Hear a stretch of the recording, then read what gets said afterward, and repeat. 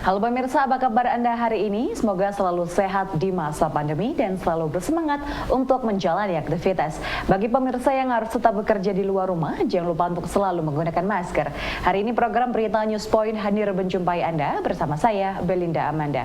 Selama 30 menit ke depan, News Point akan menyajikan berita terbaru seputar Universitas Brawijaya dan Malang Raya. Jangan kemana-mana, keep on our channel, News Point.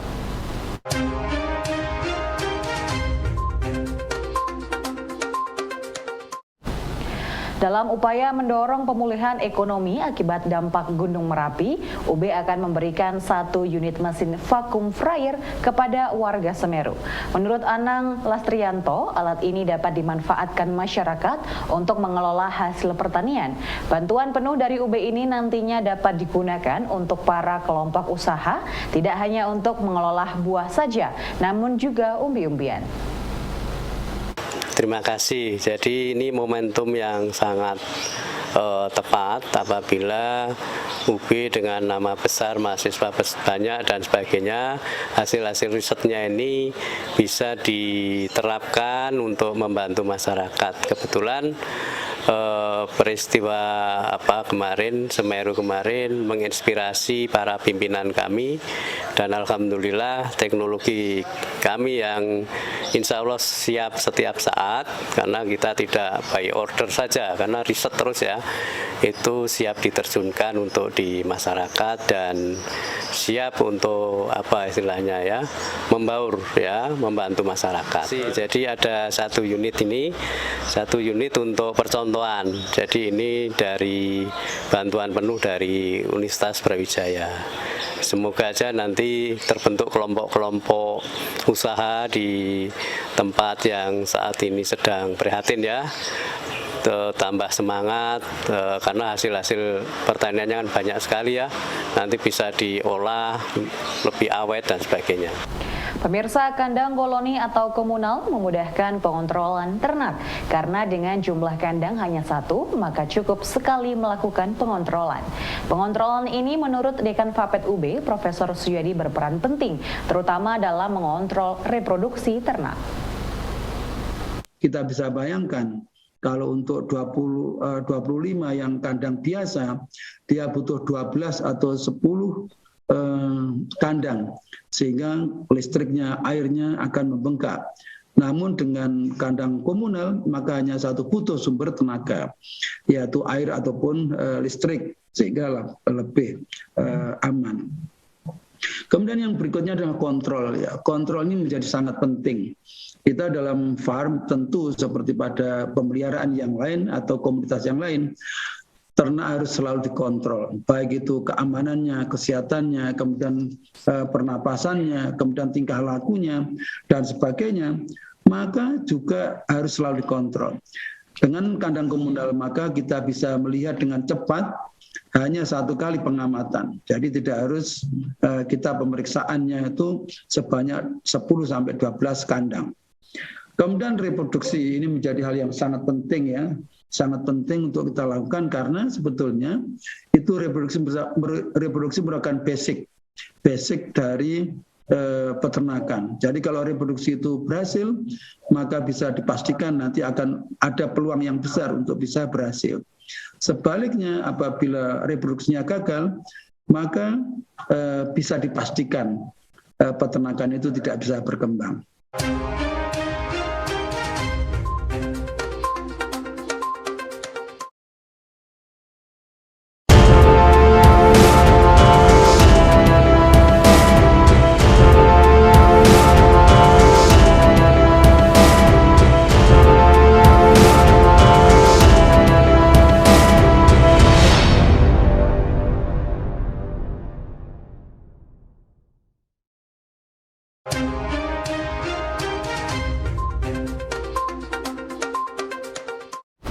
Pemirsa, Fakultas Ilmu Budaya Universitas Brawijaya saat ini sedang menjalani kegiatan visitasi akreditasi internasional AKAS untuk klaster Bahasa Asia.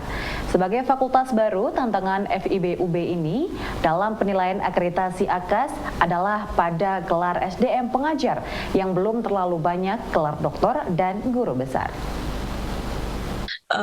tantangan utama itu adalah pada SDM, gelar doktor dan lektor kepala dan profesorship itu yang belum kami punya. Itu yang menjadi kekurangan yang harus kami imbangi dengan kelebihan-kelebihan yang lain. Namun karena Fakultas Ilmu Budaya ini juga prodi-prodinya bahasa asing ya, jadi kami unggul di kerjasama. Kami ada kelas-kelas internasional, exchange dengan luar negeri maupun mahasiswa asing yang datang itu cukup tinggi. Sehingga ketika kita melakukan kelas internasional, misalnya kami punya kelas internasional di beberapa prodi. Nah, kelas internasional ini kan kalau kita mau melaksanakan kerjasama dengan mitra perguruan tinggi di luar negeri, itu tentunya kita perlu duduk bersama untuk menyamakan visi di kurikulum. Nah, di sini secara tidak langsung kita menstandarkan kurikulum di prodi-prodi kita ini dengan kurikulum mitra di luar negeri. Itu kelebihan kami. Nah, memang ya tadi kelemahannya kami masih muda secara gelar ya, secara gelar maupun secara kepangkatan profesorship kami belum banyak yang bisa ke sana, itu tantangannya Mbak Dini. Tetapi ya ada banyak kelebihan yang bisa kami sampaikan karena AKAS ini dalam review yang sudah disampaikan pada kami, salah satu poin yang ditanyakan adalah tentang kenapa pengajarnya ini banyak yang master gitu. Tapi kita bisa sampaikan sampai saat ini aturan dari pemerintah atau Kementerian Pendidikan di Indonesia masih membolehkan pengajar itu pada level S2 untuk mengajar S1. Itu bisa kami sampaikan seperti itu. Dan kami punya manpower plan di mana SDM kami yang masih muda ini secara bertahap sudah kami atur bagaimana pencapaian doktornya dalam waktu sekian tahun ke depan. Kami akan sampaikan renstra kami juga. Gitu. Jadi sekarang ini 20% dari kami itu sudah doktor, kemudian sekitar hampir 20% lagi sedang menempuh doktor. Salah satu indikator penilaian akreditasi AKAS adalah kualitas lulusan yang dapat terserap di dunia kerja. Menurut Dekan FIBUB, kualitas lulusan FIBUB saat ini tidak hanya terserap di pasar kerja nasional, namun juga terserap di pasar kerja internasional. Hal ini menjadi poin plus untuk penilaian akreditasi yang menunjukkan bahwa kurikulum pembelajaran FIB selaras dengan kebutuhan pasar kerja. Bagaimana lulusan itu bisa berterima ya dengan pasar kerja atau the demand of the society, itu yang ditanyakan. Nah, maka kalau saya boleh kembali sedikit, di dalam dokumen itu yang dipertanyakan, di highlight itu ya, di garis bawah itu bagaimana kurikulum itu dikembangkan, siapa saja yang dilibatkan di sana. Kami sampaikan tentunya seluruh stakeholder termasuk pengguna lulusan, karena kita kan harus tanya bagaimana kebutuhan di sana, yang kemudian itu kita gunakan sebagai masukan untuk mengembangkan mata kuliah yang dibutuhkan untuk membekali mahasiswa supaya kompetensinya cukup untuk seperti harapan pasar gitu. Kenyataannya beberapa prodi kami ya, terutama sastra Jepang, ini sudah banyak sekali alumni-alumni yang bekerja di baik perusahaan Jepang di Jepang atau pemerintahan di Jepang, pemerintah daerah Jepang maupun perusahaan Jepang yang ada di Indonesia. Jadi itu sudah berterima lulusan kami secara internasional, walaupun mungkin belum semua prodi, tapi ada prodi-prodi tertentu, sastra Jepang, sastra Cina itu yang prodi-prodinya sudah menghasilkan lulusan yang bisa berterima bahkan di negara asal bahasa yang dipelajari. Cabang tenis lapang pada Pekan Olahraga Mahasiswa Provinsi Jawa Timur 2022 yang akan mulai pada tanggal 24 Maret besok disiapkan secara matang oleh tim tenis lapang UB. Menurut Ketua Unit Aktivitas Tenis Lapang UB, Andi Muhammad Nasution, pihaknya sudah melakukan seleksi internal dengan menyiapkan 4 atlet putra dan 4 atlet putri. Untuk hari ini kita lagi mengadakan latihan bersama dengan Universitas Malang, tim tenis lapangan Universitas Malang untuk persiapan Pomprov. Untuk awal persiapan kemarin kita waktu mau dikabarkan Pomprov, kita mengadakan seleksi se-UKM. Jadi se-UKM kita mengadakan dan yang terpilih 4 cowok dan 4 cewek, 4 perempuan. Nah, untuk kemarin kendalanya waktu kita pemain cowok 1 kecoret gara-gara kelahirannya tahun 99. Sedangkan minimal Pomprov yang ikut tahun 2000. Jadi kita kendalanya kemarin itu.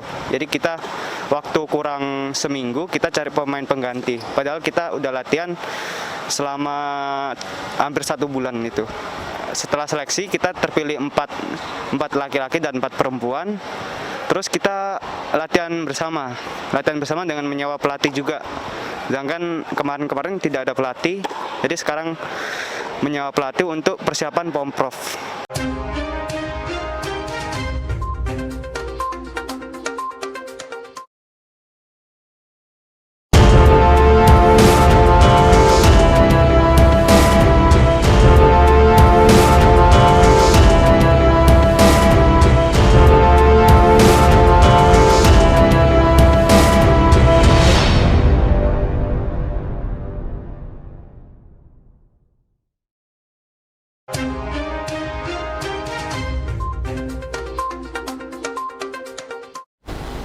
Cabang olahraga karate pada Pomprov 2021 ditutup semalam dengan menempatkan tim karate UB meraih posisi ketiga dengan 2 medali emas, 2 perak, dan 6 perunggu. UB menurunkan 21 atlet putra dan putri yang turun pada kategori kumite dan kata. Untuk karate sendiri, kami dari UB itu menurunkan 21 atlet. Kita itu memainkan di kelas kata dan kelas kumite. Kelas kata itu kita main jurus ya, kalau kumite itu kita fightingnya. Nah, semalam itu kita sudah penutupan untuk cabur karate sendiri, dan kita itu mendapatkan juara umum ketiga. Itu kita mendapatkan 2 emas, 2 perak, dan 6 perunggu. Rinciannya itu kalau emas itu dari dua-duanya dari kumite, kalau yang perak itu 1 dari kata, 1 dari kumite.